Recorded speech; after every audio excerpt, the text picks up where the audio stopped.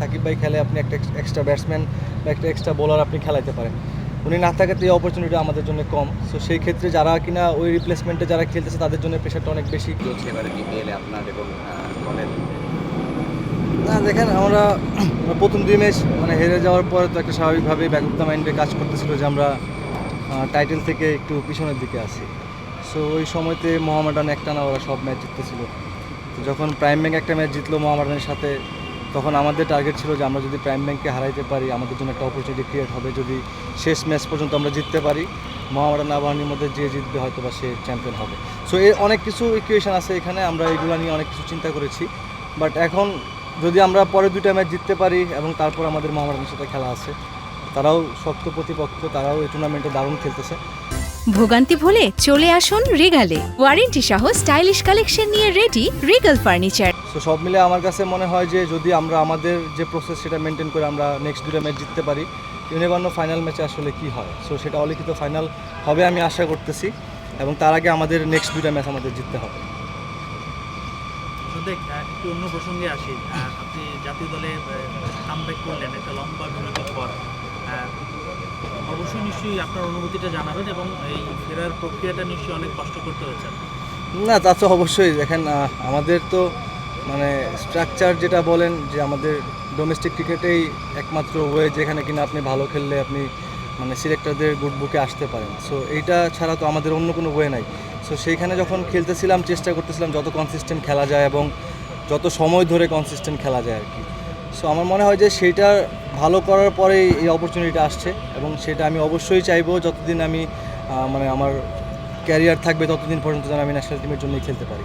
মোসাদ্দেক, আমি যদি প্রিমিয়ার লিগের কথাই বলি, আপনি হাইস্ট উইকেট টেকারের মধ্যেও থাকেন এবং রানও আপনার সবসময় প্রতি সিজনেই ভালো থাকে। সেক্ষেত্রে আপনার প্রত্যাবর্তনটা একটু বেশি সময় লেগে গেল কিনা এটা মনে করেন?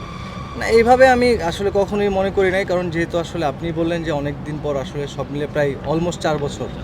সো সেইটা তো অনেক দিন ওয়েট করা লাগছে, এবং যেখানেই খেলছি ভালো খেলতে হয়েছে, তারপর আসলে এই অপরচুনিটির জন্য ওয়েট করা এবং অপরচুনিটি ফাইনালি আসা।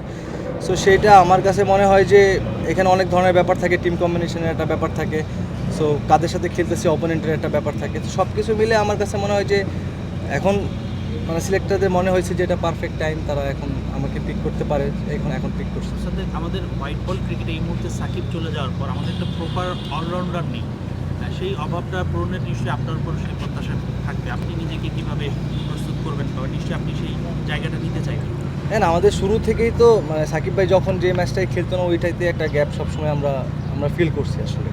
বাট এখনও সেই গ্যাপটা ফিল করে, এটার মানে আমার কাছে মনে হয় যে মেন রিজন হচ্ছে যখন সাকিব ভাই খেলে আপনি একটা এক্সট্রা ব্যাটসম্যান বা একটা এক্সট্রা বোলার আপনি খেলাইতে পারেন। উনি না থাকাতে এই অপরচুনিটি আমাদের জন্য কম। সো সেই ক্ষেত্রে যারা কিনা ওই রিপ্লেসমেন্টে যারা খেলতেছে তাদের জন্য প্রেশারটা অনেক বেশি, কারণ এটা আমাদের, আমি বলবো যে এটা আপনাদেরও একটু ইয়ে আছে যে আপনারা যখন মানে বলেন আর কি সাকিব ভাইয়ের সাথে অন্য একজনকে মিলাই ফেলতেছেন আসলে। সো সেইটা ঠিক কখনোই না, কারণ মানে ওনার মতো করে আসলে 2টা ডিপার্টমেন্ট একই সাথে এভাবে করে হ্যান্ডেল করা এটা মানে ওয়ার্ল্ড ক্রিকেটের রেয়ার একটা ব্যাপার আর কি। সো সেই জায়গা থেকে আমি বলবো যে যখন এই এক্সট্রা প্রেশারটা একটা প্লেয়ারের উপর চলে আসে তার জন্য পারফর্ম করা একটু ডিফিকাল্ট হয়ে যায়।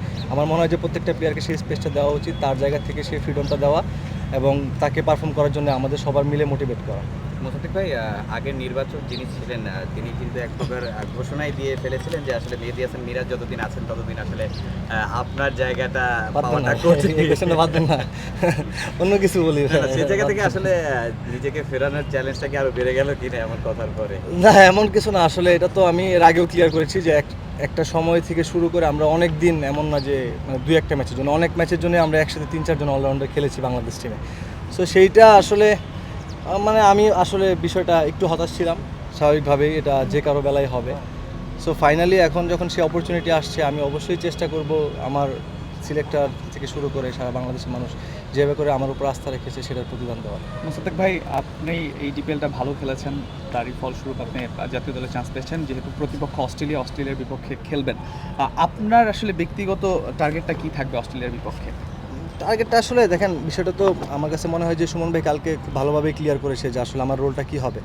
সো সেই জায়গাতে যদি আমার অপরচুনিটি আসে আমার জায়গা থেকে আমি চেষ্টা করব যে যেহেতু 6-7-এ ব্যাটিং করতে হবে এবং টিমের দরকারের জন্য 5-6 ওভার হয়তো বোলিং করা লাগতে পারে। সো আমার যেই ছোটো ছোটো রোলগুলো সেইগুলো আমি চেষ্টা করব ফুলফিল করার, কারণ এইখানে যারা 6-7-এ ব্যাটিং করে মানে আমার কাছে মনে হয় না তাদের স্ট্যাটস থেকে শুরু করে অনেক লম্বা কোনো কিছু থাকে।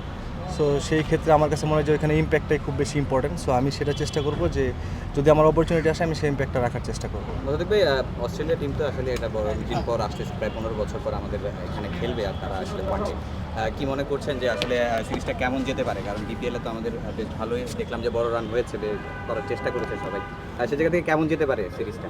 আমার কাছে মনে হয় যে এখন উইকেট তো ভালোর দিকে, আসলে আমরা ডিপিএল খেলতেছি ভালো উইকেটগুলোতে, এবং লাস্ট 6-7 মাস ধরে যদি আমি বলি যে আমি ডোমেস্টিক ক্রিকেটে সব জায়গাতে ভালো উইকেট পাচ্ছি। সো সেই জায়গা থেকে যদি চিন্তা করি আমার কাছে মনে হয় ভালো, মানে হাই স্কোরিং ম্যাচ হবে। এবং মানে আমাদের যখন উইকেট ভালো থাকে তখন আমার কাছে মনে হয় যে ব্যাটসম্যানদের জন্য মানে স্বাচ্ছন্দ্য থাকে, যে অনেক ধরনের শটস খেলা যায়। সো সেটা যখন উইকেটটা খারাপ থাকে ওই সময় অনেক কিছু ব্যাক অফ দ্য মাইন্ডে কাজ করে, চাইলে অনেক ধরনের শটস খেলা যায় না। সো এই বিষয়গুলো তো অবশ্যই থাকে, তবে আশা করতেই পারি যে ভালো উইকেটে খেলা হলে তো হাই স্কোরিং ম্যাচ হবে। মানে সিরিজের জয়ের বিষয়ে কতটুকু আশাবাদী, যেহেতু এখানে সরাসরি বিশ্বকাপ খেলারও একটা সিচুয়েশন আছে, সেক্ষেত্রে সিরিজটা কেমন হইতে পারে? আসলে বাংলাদেশ আসলে সিরিজটা জিততে পারবে কি পারবে না, বা কি মনে করছেন কেমন যেতে পারে? সবচেয়ে বড় কথা হচ্ছে দেখেন আমাদের তো এখন মাশাআল্লাহ মানে বোলিং অ্যাটাক, বাংলাদেশ টিমের বোলিং অ্যাটাকটা হচ্ছে ওয়ার্ল্ডে আপনি কয়েকটা বড় টিমের সাথে কম্পেয়ার করলে আপনি আমাদের একটা বোলিং অ্যাটাক আপনি ধরতেই পারেন। সো এখন লাস্ট 2-3টা সিরিজে বাংলাদেশে আমরা হোমে যেভাবে করে আমাদের ব্যাটসম্যানরা ওয়ানডেতে বিশেষ করে যেভাবে করে খেলতেছে, আমার মনে হয় যে এই পারফরমেন্সটা কন্টিনিউ করতে পারলে অবশ্যই আমাদের খুব ভালো চান্স থাকবে সিরিজে জেতার। লাস্ট একটা প্রশ্ন, সেটা হচ্ছে ডিপিএল শুরুর আগে আপনি একটা ইন্টারভিউতে বলেছিলেন 2027 বিশ্বকাপে খেলার স্বপ্নটা আপনার এখনও আছে। আপনি সেই স্বপ্নের শুরুটা বলা চলে আপনি জাতীয় দলে আবার ব্যাক করেছেন। জাতীয় দলের যে যদি বিশ্বকাপে বাংলাদেশ দল আসলে যদি আপনি থাকেন শেষ পর্যন্ত দলে, সেক্ষেত্রে আপনি কতটা হ্যাপি হবেন? না, অবশ্যই অনেক হ্যাপি হবো, এবং সেটা যদি আমার অ্যাচিভ করতে হয় তার আগে যে সিরিজগুলো আছে সেখানে আমার অপরচুনিটি আসলে আমাকে ভালো খেলতে হবে, সেটা ফার্স্ট। তো সেটা যখন আমি মানে ভালো খেলতে পারবো ওই সময় আমি আশা করতে পারি যে না 27 ওয়ার্ল্ড কাপ আমার জন্য একটা গোল্ডেন অপরচুনিটি।